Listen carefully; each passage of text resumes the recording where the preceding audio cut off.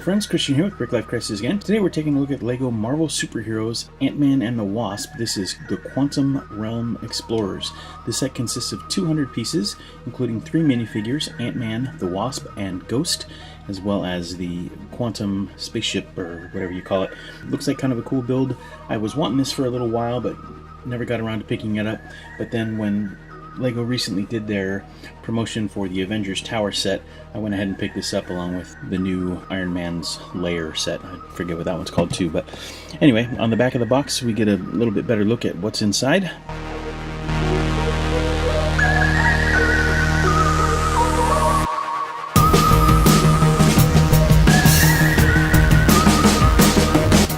So we had a small collection of extra parts, including that printed 1x1 silver tile. It just has that little black ring around it. There's also one each of the gold and silver skate, along with a few other things. Alright, here it is, set number 76109, the Quantum Realm Explorers. As you can see, we have 3 minifigures, the ship, and a couple of accessories. Let's go ahead and take a closer look at each of these one by one. Here we have Ant-Man with a little blaster size changer gun, whatever. With that removed, we can get a little bit better look at the figure itself. It's got a very nice print on the torso, waist, and legs, and a nice print on the back as well. His helmet is very well done. It's a dual molded helmet with the trans red for the eyes there. If we take that off, you can get a nice look at his face there. Pretty well done. And there is an alternate face as well, where he looks a little bit concerned. And then again, here's that helmet piece. You can see dual molding there. Very nicely done. Ant-Man. Next up we have Wasp. Her print is not quite as good. Not bad, but not quite as detailed. There's no print on the legs. And then on the back, the print is obscured by her wings. Let's go ahead and take those off so you can see that. And there's a better look at her back print. Turning her back around to the front, you can get a closer look at her helmet and helmet print. I think the print quality is pretty good there. The sculpt is not entirely accurate. In fact, I think this helmet is reused from another theme from a while back. A lot of people have complained about this helmet. It doesn't bother me too much. I think it's perfectly appropriate for a child's toy, which ultimately is what this is. If this were intended to be a collector's piece, then you might have room to complain. But as a toy for $20, not that big a deal, I don't think. Anyway, if we remove the helmet, you get a pretty good look at her face, which is appropriate. And she does have an alternate face as well. But overall, not a bad figure, not fantastic, but good enough, again, for a toy. And here we have Ghost. Ghost includes these two, I don't know what you call them, but they're kind of force weapon things. You push on them and they launch off. And there are 2 of those included.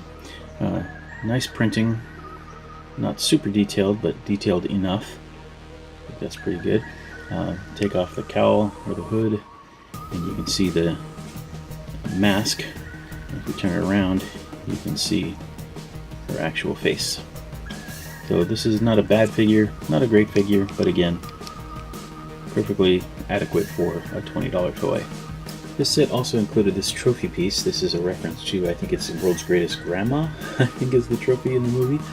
Anyway, it's the same trophy that is used in the Harry Potter collectible minifigure sets. It came with Cedric Diggory.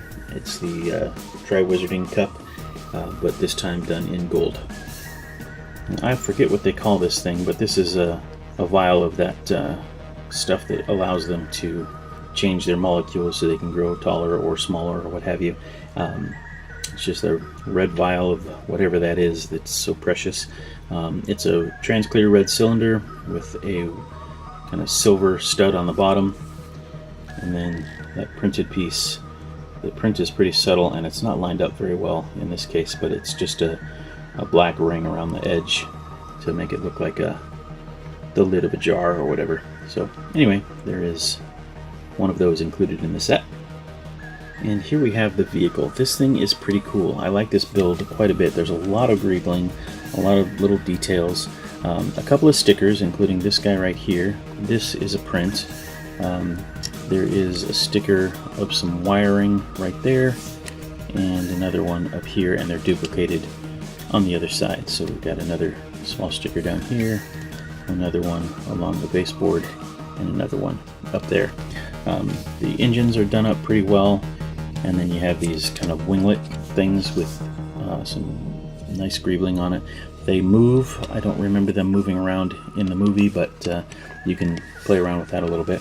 The cockpit opens from the side as well as from the top, and there's room for just one figure. Unfortunately, in the movie there was room for 2 people, but in this case it's just the one, unless you kind of make them stand back there. Maybe that could possibly work. But I like the way that this canopy works. It creates a nice dome, and it looks like a dragonfly or something, sans the wings and the longer part of the tail. There are a couple of stud shooters on the front that shoot these clear studs. I don't remember there being any weapons on this thing in the movie either. However, for the sake of play value, I understand why they did that. You can certainly leave them off if you want.